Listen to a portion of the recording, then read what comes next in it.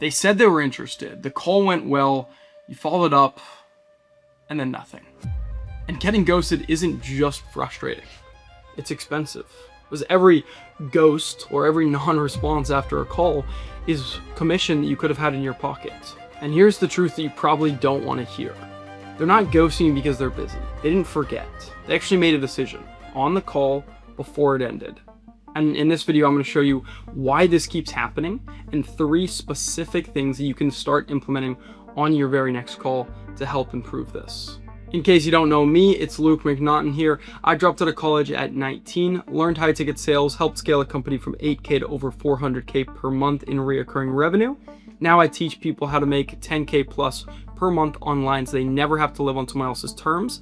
If you're tired of the traditional path, you are in the right place. Let's dive in.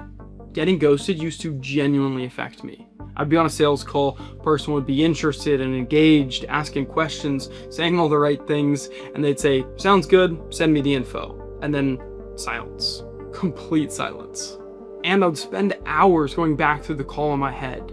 Did I say something wrong? Was the price too high? Did they find someone better? But when I actually started comparing the calls that closed versus the calls that ghosted, the pattern was so clear that it was almost embarrassing I hadn't noticed it sooner. And it wasn't about the follow-up. It wasn't about the price.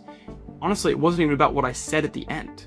The ghost was decided in the first half of the call. And I kept looking for the problem in the second half.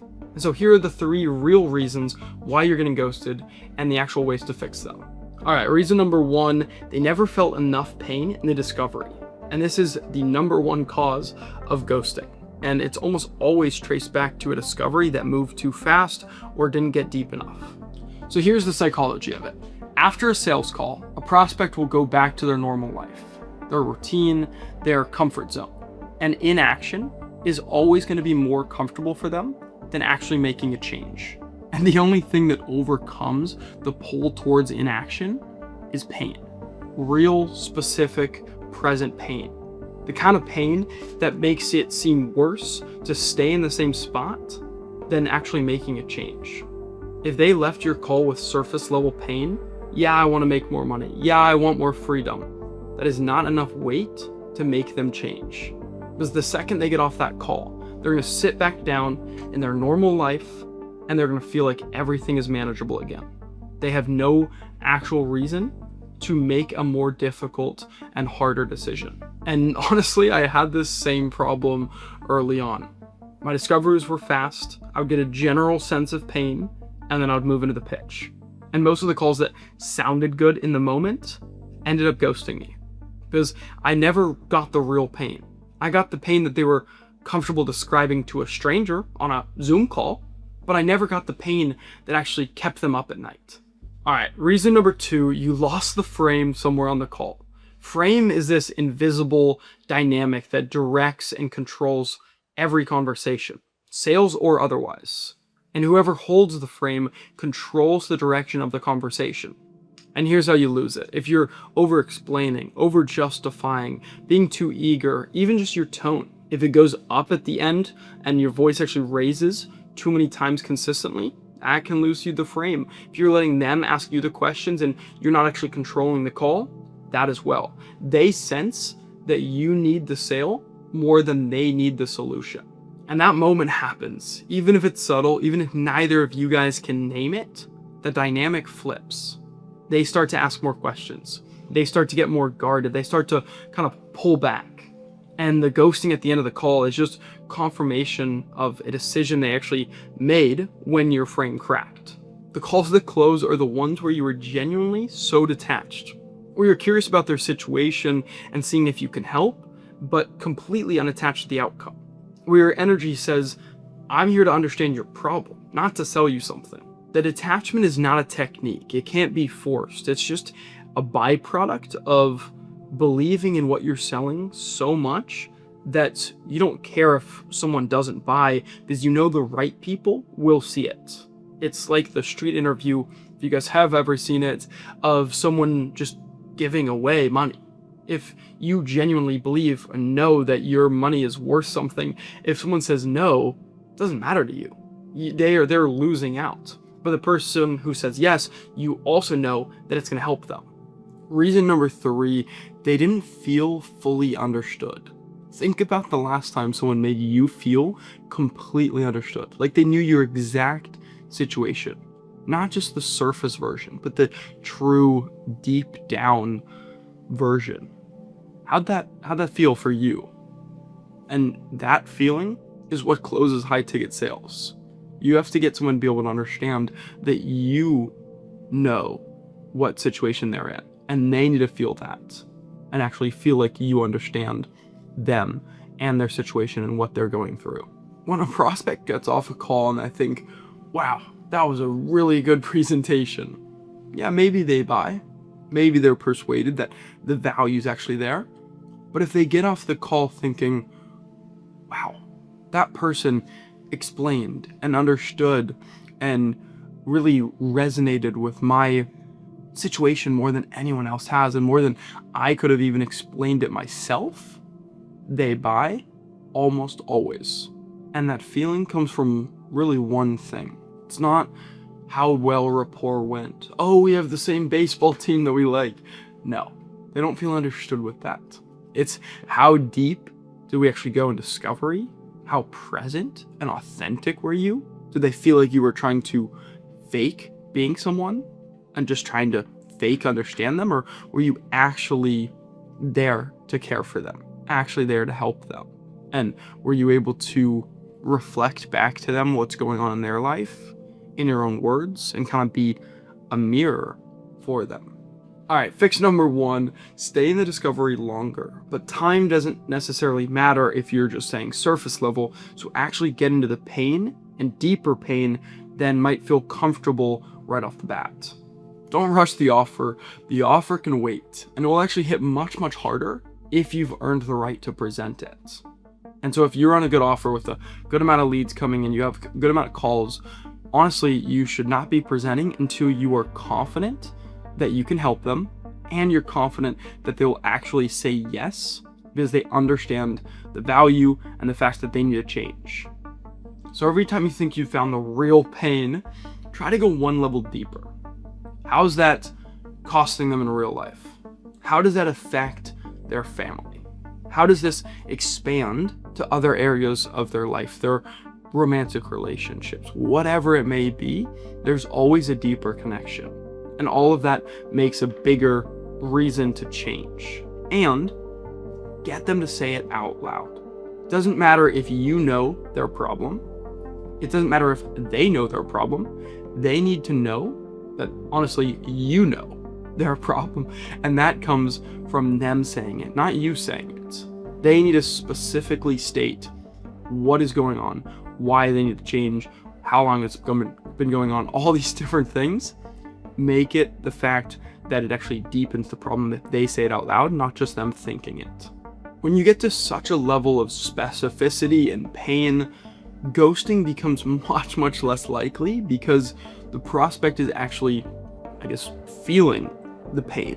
They're feeling the need to change, and obviously that creates urgency, so they don't want to hop off the call and push this down the road a week. They're trying to buy on the call because they realize that they need to make a change.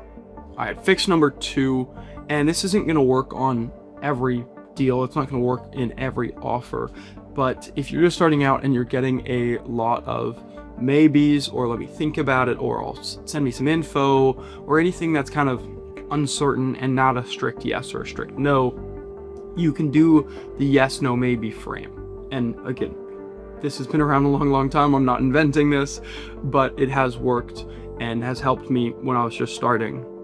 And so pretty much it's getting them to agree before the pitch, or I guess you can do it after, but before you drop price, that they're going to stick to a yes or stick to a no, not the in-between, not the uncertainties. And when you get this, then at the end of the call, and they're like, oh, well, send me some info. You can bring this back up and tell them, hey, well, you told me earlier that we would stick to a yes or a no, and not have these uncertainties of, oh, let's talk later, send me some info, whatever. And they might get frustrated. They might not like it when you're saying in the moment and might not like it later. But if they don't, then you have to reframe that a little bit. But It's really just a way to tie them down and actually anchor them to making a decision, because what you have to understand is a maybe is worse than no. A lot of people think like the no is the worst. It goes yes, and then maybe, and like call me back or whatever, and then no. That's not really right. It's yes, and then a no, and then a maybe. Because they just say no right off the bat. Okay, they have a specific reason. Maybe you can objection handle that, but at least it's certain. At least they're like, okay, no, this is not the right fit. Okay, great, we part ways. But a maybe, you're following up with them, you're spending time on them, you're spending mental energy on it. So again, I usually do it before the pitch if I'm going to, but it's pretty much just saying, hey, prospect, we're about to hop in, or like, again, whatever, I can show you what we actually do, just to make sure that we're kind of on the same page. Do you mind if I just be real honest with you here? They're like, yes. And you can say, okay, great. Well, what we've seen, and I've been doing this a long time, but what we see generally is the best people, the people that get the best results, are the ones who are very certain and actually take good action. And so with that being said, if this is the right fit for you, are we cool if we just keep it to a strict yes, and just be like, hell yeah, like we keep it to a hell yeah, and let's get started 100% gung-ho to get started? Awesome. That's fantastic. If it's a no, that's also fine. You're like, fuck Luke, I never want to see him again. That's also totally cool. Like, whatever. You've made a decision, totally fine with that. But the maybes, the kind of wishy-washies, let me talk with my wife, let me talk with my dog, whatever, those type of things, can we keep that out of it? Because that really doesn't help either of us. And really, a maybe is just a nice way of saying no. So are we cool if we just keep it to a strict yes or a strict no? And they say, yeah, sure, I'm comfortable doing that. Okay, fantastic. If they say, no, why are you asking me that? I'm not going to make a decision on this call. Then that is alluding to that's what they would have said anyways after the price. And so you need to handle that there and now before you drop price. And ultimately, they wouldn't say that you would have gotten deep enough in the discovery, but that is pretty much just telling you that there would be an objection later. So use the opportunity you've just gotten to handle that now. But again, if you're getting a lot of maybes, or like, let me think about it, taking a few days, try the yes, no, maybe frame, see if they can agree to sticking to a yes or sticking to a no. At the end of the call, you can hold them to that. All right, fix number 3, own the next step of the call. Do not leave it open. I'll send you some info is a ghost waiting to happen. You were completely in the wrong there. Leave the call with specific, certain next steps. If you say, oh, I'll send you some info or whatever, you are handing control over to a person who's really already uncertain about you, themselves, your product, whatever it may be. And uncertain people, when they get off that call, they usually decide to just stay in their same little comfort zone. So end with specific next steps. Again, I don't close every call. No one closes every call. If they tell you they do, they're lying to you. So there's always going to be follow-up. It's just how you do it. And if it's just, oh, I'm going to send you some info, they're probably not even going to open the email you send them. So at least, and it's a specific date to have another meeting. And this is from Alex Hormozi, BAM fam, book a meeting from a meeting. Always end, and this is even with just like internal team meetings, anything. After you get off work, while you're ending a meeting, book the next meeting. Never get off a meeting where you don't know when your next point of contact is going to be. So be specific and have actual actionable follow-ups, not just, oh, I'll give you a call sometime. Get certain with them. And obviously, this is not an objection handling video, but you'd want to tie them down on the process before you just follow up with them. You want to make sure that they are certain about everything and then move forward. Once I started applying these, honestly, something really interesting and exciting started to happen. My follow-up game started to become almost irrelevant because they were making the decisions on the call where they're supposed to be made. Like I was saying, they were either sticking to a hell yeah, like gung-ho, let's get started. And that doesn't mean I had to objection handle sometimes. Yes, I did. But still at the end, they were like ready to go, super excited. Or it's a strict no. And it was almost like an FU type of no. Because I would go so hard until that point to get them to be certain, and that's going to drive people away. but I'm fine with that. There was so much less follow-up that needed to be done. Ghosting isn't a follow-up problem. It never was. It's a discovery problem that only you see at the end often. So fix the discovery and you'll fix your ghosting problem.